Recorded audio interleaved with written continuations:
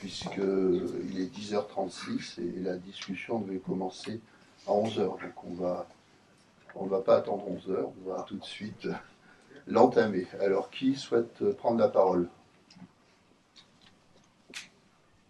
Qui souhaite prendre la parole? Monsieur.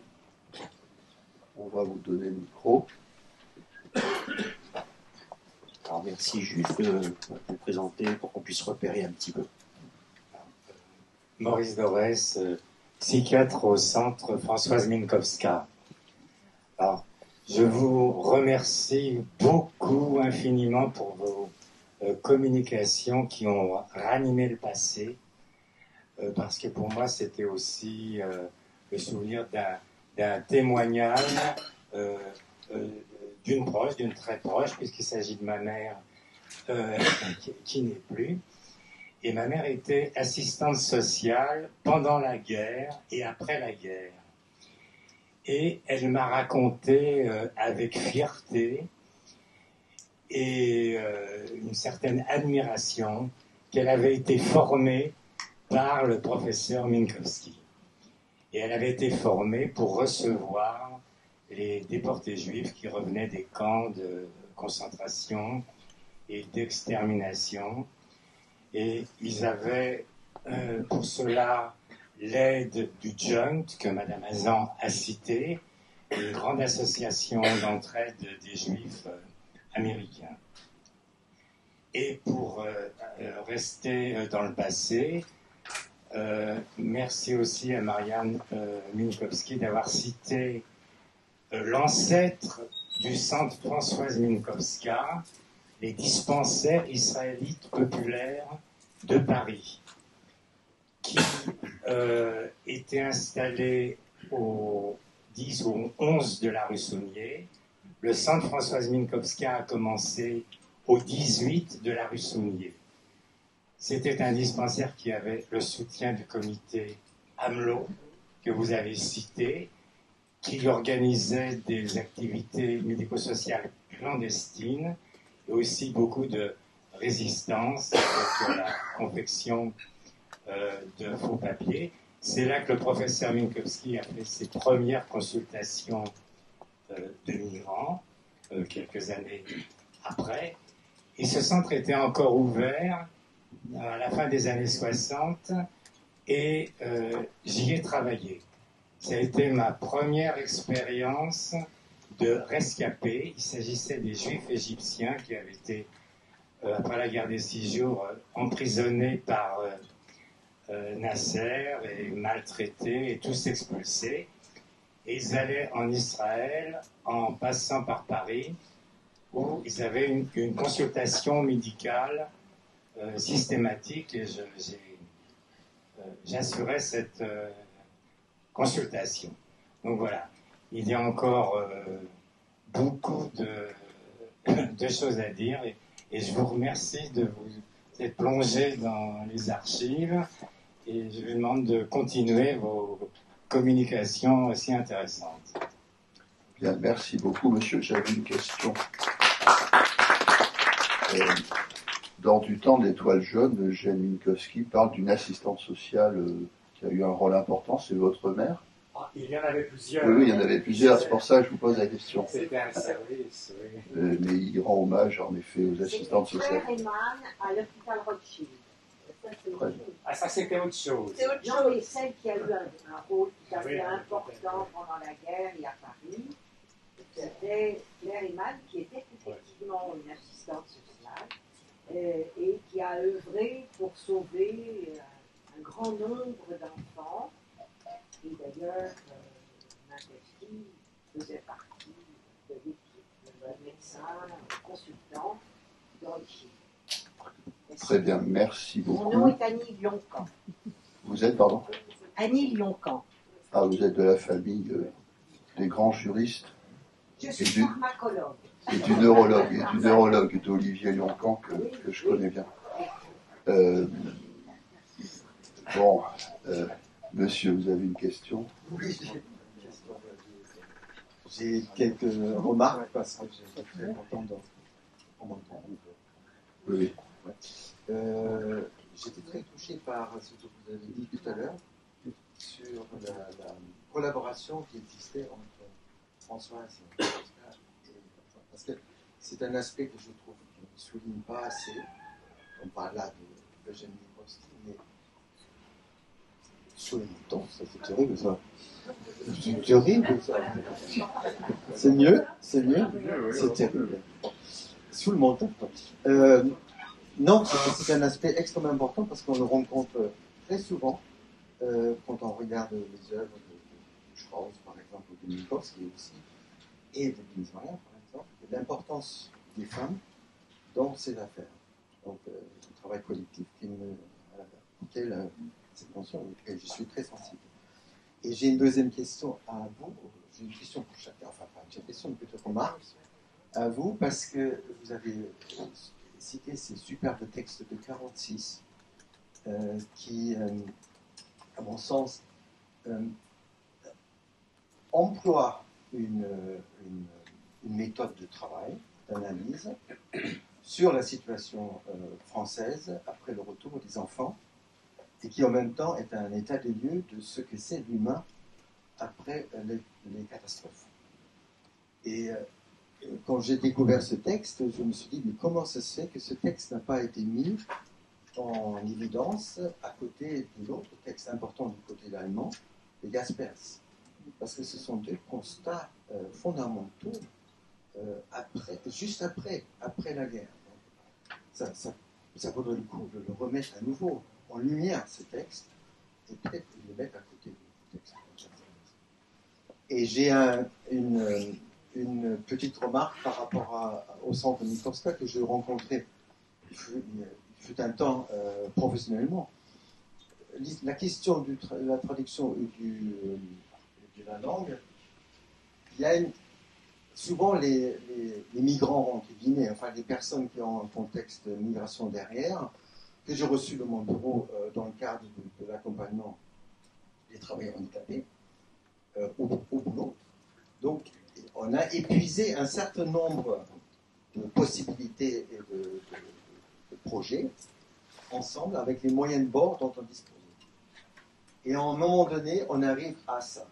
On arrive à la question de l'importance de la communication et de la langue par rapport à un contexte culturel, et venu comme seul recours à l'époque, dans le cadre des accompagnements, était venu le centre Minkowska comme un. Et là, vous avez donc quelqu'un qui a éprouvé un certain nombre de choses au préalable pour ensuite se concentrer sur cet appel. Je vais être accueilli dans ma langue, dans un endroit à Paris où je dois régler un certain nombre de choses. Bien, merci de ces commentaires. Vous voulez peut-être réagir?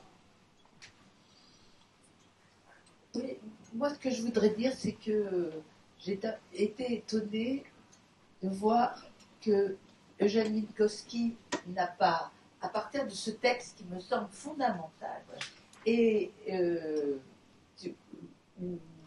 effectivement, on le voit à Écouis avec les enfants de Buchenwald, il n'est pas intervenu dans le cadre de l'OSE pour venir en aide à tous ces enfants orphelins que l'OSE a pris en charge après la guerre. Je crois qu'il y a eu des problèmes entre la direction de l'OSE, manifestement, et il va falloir qu'on perce l'abcès, parce que maintenant c'est pour l'histoire, et voilà. Et c'est donc pour ça, finalement, je comprends pourquoi Minkowski et Minkowska vont créer leur propre centre. Parce qu'il y a eu un problème après la guerre. L'OSE n'a pas su se réunir et les deux zones sont restées et se sont affrontées. Et je me demande si la clé n'est pas là, dans l'espèce de... Voilà. Comment ? Oui, voilà. Comment elle disparaît, que c'est important maintenant pour l'histoire de refaire tous les liens. Et puis, l'autre chose, c'est que l'accueil de l'autre, c'est l'avenir pour nous. Et combien je suis sensible au fait que il a vraiment été précurseur dans le domaine. Voilà. Merci Cathy. Et puis pour répondre effectivement à cette question sur la langue, sur l'interprétariat, alors évidemment, l'interprétariat, même s'il est formé, ne peut pas permettre de pousser un échange avec toute la subtilité des métaphores qu'on peut demander. Mais effectivement, on a énormément de professionnels aujourd'hui qui nous contactent, les patients qui viennent au centre ne viennent pas directement au travail. Ils sont orientés par des professionnels dès lors qu'il y a des difficultés. Et une fois sur deux, peut-être même 2 fois sur 3, on nous indique un problème de langue. Je n'arrive pas à parler avec ce patient parce qu'il ne parle pas la même langue que moi. J'ai essayé l'anglais, mais ça ne marche pas bien. Et alors, ce qui pouvait être une réalité, un véritable obstacle il y a 15 ou 20 ans, aujourd'hui, c'est plus vraiment le cas. Comme le soulignait le professeur Gaillard, l'hôpital, et nous sommes dans ce mouvement finalement de l'économie de la santé avec les mêmes difficultés, l'interprétariat coûte cher. Aux opérateurs de soins d'optimiser la prestation, mais fondamentalement, et c'est remis en question à chaque fois, le droit de la personne à se faire comprendre, il est devant. Le jour où le patient, et là on aura vraiment avancé, mais le jour où le patient migrant sera en mesure de porter plainte quelque part, c'est pas la crainte juridique qui nous anime, mais simplement de revendiquer ses droits, un consentement éclairé, etc., eh bien, la structure qui l'accueille est mise devant sa responsabilité. Il faut mettre en place des moyens. L'obstacle, c'est souvent ça, et puis on ne sait pas comment ça fonctionne. Comment mobiliser un interprète professionnel, combien ça coûte, qui peut payer. Moi, je pense qu'on peut encore beaucoup avancer là-dessus. Alors, on avance. Il y a quand même beaucoup de professionnels aujourd'hui qui remettent en question leur pratique, parce que le deuxième problème essentiel, c'est ça. C'est comment travailler à 3, dans un contexte de santé mentale, de psychopathologie, comment c'est possible de travailler à 3 avec ce tiers dans la relation, etc. Eh bien, ça s'apprend. Donc voilà, et je pense qu'on avance quand même sur ce sujet-là. Est-ce que la machine pourra remplacer l'homme bientôt? Je ne sais pas. Ça aussi, c'est dans l'air du temps. Mais à partir du moment où on arrive à saisir quand même ces subtilités dans la métacommunication et dans tout ce qui ne passe pas dans le langage, on aura peut-être gagné, effectivement. Bien, merci beaucoup. Est-ce que Madame voulait prendre la parole?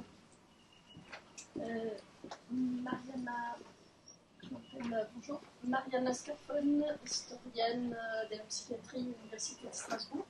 Je voulais savoir un peu plus sur les années à Henri-Roussel et les liens entre le travail de Jan Minkowski à Henri-Roussel et ce qu'il a pu construire au dispensaire de la rue Saunier, etc. Mais c'est peut-être une question un peu longue, je sais pas. Et sinon, j'avais retrouvé dans une réunion de la Société médico-psychologique, en effet, quelque chose d'assez intéressant sur ce besoin de recours aux interprètes qu'il exprime en quelques lignes, déjà au tout début des années 50, et c'est très parlant, notamment par rapport aux arguments des autres psychiatres qui, à ce moment-là, pratiquent, et je cite un psychiatre de l'époque, une psychiatrie quasi vétérinaire. Pourquoi? Parce qu'il y a cette impossibilité de communication. Et si vous voulez, je vous lis juste ces 4 lignes. Il rappelle, je cite, « Un psychopathe hospitalisé, sans pouvoir s'entendre avec le médecin, ni d'échanger une parole avec son entourage, est un fait qu'on ne peut pas accepter. L'administration pourrait peut-être tout de même donner aux médecins la possibilité d'avoir recours à des interprètes, des préférences à des médecins, ou mieux encore à des médecins spécialisés, pour lui permettre au moins d'examiner le malade et de prendre une décision en conséquence. Il y a des malades qui sont complètement perdus dans les services, faute de pouvoir s'exprimer. Peut-être aussi pourrait-on envisager la possibilité de grouper ces malades en fonction des variétés linguistiques indiquées. » Donc voilà, c'était juste pour rappeler comment ça venait de... Pour répondre à ce que vous venez de dire, c'est exactement ce qu'il a fait en créant le centre François Minkowska. C'est-à-dire qu'avant que le centre soit ce qu'il est, au fur et à mesure des flux migratoires et des besoins de compréhension, il y avait entraient au centre des médecins, des psychologues qui parlaient la langue. C'est comme ça que ça fonctionnait. Lui-même parlait déjà pas mal de langues. Dr. Furset aussi. Et voilà, c'est comme ça que ça s'est fait. Et ça a duré quand même un certain temps, jusqu'en 99. Et ensuite, on a changé, effectivement, avec le début des interprètes. C'est aussi lié à l'idée que dans le public, c'était pas possible d'avoir... Ah ben oui, bien sûr. C'est toujours un peu vrai. C'est toujours un peu vrai. Bien, merci beaucoup. Alors, je crois que Marc Minkowski va prendre la parole. Je m'adresser à des collectivités importantes. Mesdames, Messieurs, je suis Marc Minkowski, le petit-fils, et je voudrais vous dire que je pense que nous sommes tous, membres de la famille, très très émus, voire bouleversés par les interventions que vous nous avez offertes en ce début de matinée, où nous pouvons revivre ce que nous avons lu, mais surtout, finalement, pour moi, découvrir des ancêtres que j'ai, pas comme ma grand-mère, j'ai à peine connu mon grand-père, et il y a quelque chose, cette notion d'entraide qui ressort tellement fortement de tout ce que vous nous avez présenté, qui me rappelle aussi, je ne sais pas pourquoi, mais c'est comme ça, ma visite à Auschwitz, c'est un des pires jours de ma vie, peut-être aussi un des plus importants, où me promenant dans le pavillon français, je voyais toute une galerie de photos en noir et blanc comme ça, et je me disais, mais il aurait pu y avoir la photo de mes grands-parents, et surtout je ne l'aurais pas vu parce qu'en fait, personne de nous n'aurait vu le jour. Et quand vous avez parlé du professeur Sénac, j'ai eu la chance de rencontrer sa fille qui est, pendant mon séjour bordelais, qui était résidente là-bas et qui nous a quittés il y a un an, et qui nous a raconté un petit peu comment les choses s'étaient passées. En fait, voilà, je trouve que cette notion d'entraide, elle est tellement importante, et j'espère que l'humanité ne l'oubliera pas, parce que c'est vrai qu'aujourd'hui, le nombre de fois on me raconte, on voit des agressions dans la rue, dans le métro, où personne n'intervient, personne n'ose intervenir, et c'est vrai que je ne sais pas ce qu'on peut faire pour redonner un peu de courage à l'humanité, pour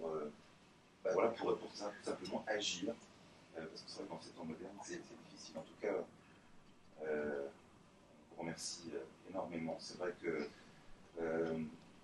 ma nièce travaille comme avocate, et on est en direct ligne avec la psychiatrie, la psyché du genre humain.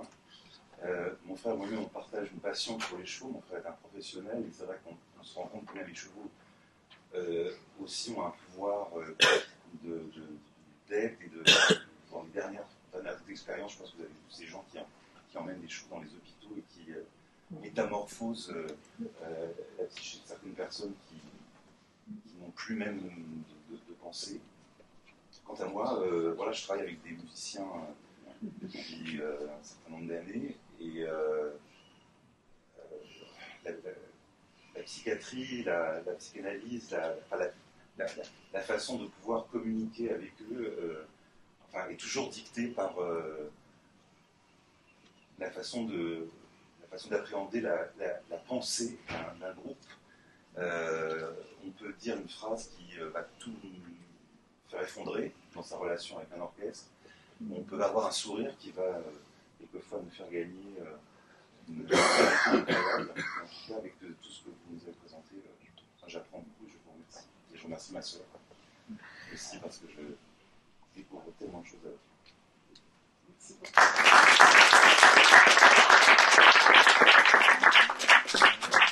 Bien, merci beaucoup pour ces justes paroles. Alors, j'avais une question, je me permets de prendre la parole pour les questions. Vous, Marianne, quel souvenir particulier avez-vous de votre grand-père? Parce que vous avez vécu une partie de votre enfance où il était encore vivant, puisqu'il est décédé en 72.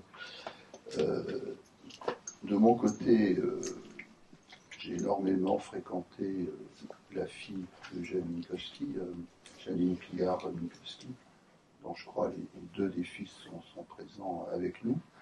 Et elle me disait que son père était très absorbé par son travail, et que finalement, entre les passions, l'écriture et toutes les activités qu'il avait, il vivait l'impression que j'avais à travers ces paroles, c'est qu'il vivait dans son monde. Alors peut-être que vous allez corriger cette impression. Je vais corriger, et je vais dire que vous avez en même temps raison. C'est-à-dire que, bon, je dis, quand il venait me chercher chez ma grand-mère, qui m'a élevé, et d'autres, pour passer le dimanche, non pas avec lui, mais avec Françoise, on était à peine arrivés qu'il s'enfermait dans son bureau. Il n'en ressortait que pour le thé. Et puis il me ramenait. Voilà. Et il venait déjeuner chez nous régulièrement.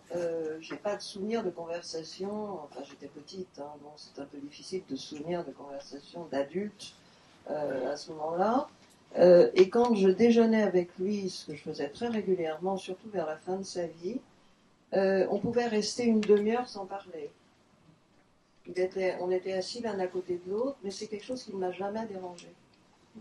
Parce qu'il y avait malgré tout une espèce de communication, parce que à un moment, il se mettait à sourire, et il me posait une question, ou il me disait quelque chose de drôle. Enfin bon, il était dans son monde. C'est vrai qu'il était un peu enfermé dans toutes ses pensées, ses réflexions, etc. Mais il était présent. Enfin, moi, je l'ai toujours senti comme étant présent. Bien, merci beaucoup de votre témoignage. J'avais une autre question, j'en profite d'avoir un micro. Concernant le centre Françoise Minkowska, comment les choses se sont-elles passées au moment des confinements et pendant la période de la pandémie? C'est pas fini, mais enfin, heureusement c'est allégé. Alors nous avons été contraints, étant une structure de second recours, nous avons été contraints de fermer quelques jours et très rapidement d'organiser finalement un dispositif de téléconsultation et de lien avec les patients à distance, ce qui nous a permis de suivre les plus fragiles. Il n'était pas possible de suivre tous les patients de cette manière-là, d'autant plus que beaucoup n'avaient pas forcément de moyens de communication adaptés. Donc c'était beaucoup de téléphone et un peu de visio quand on pouvait le faire. Mais c'est vrai que ça nous a permis de garder un fil quand même avec ces patients-là, qui ont été très reconnaissants d'ailleurs de la mise en place de ce dispositif. Donc voilà, dès que nous avons pu reprendre, effectivement, nous avons redéployé les consultations. Mais ça a été, je crois, pour pas mal de structures, quelque chose d'un peu compliqué, quoi. Et les patients, encore plus en difficulté, évidemment, puisque assez éloignés du soin, comme on dit, la vulnérabilité était extrême pour nous. C'était, il y a des patients, d'ailleurs, qu'on n'a pas revus. Hein, donc, c'est des grandes questions qui restent un peu en suspens. Merci beaucoup. Quelqu'un a-t-il une question? Écoutez, s'il n'y a pas de questions, on va peut-être commencer la pause avec un peu d'avance, mais on en profitera peut-être pour discuter librement autour d'un café. Donc la séance reprend à 11h45.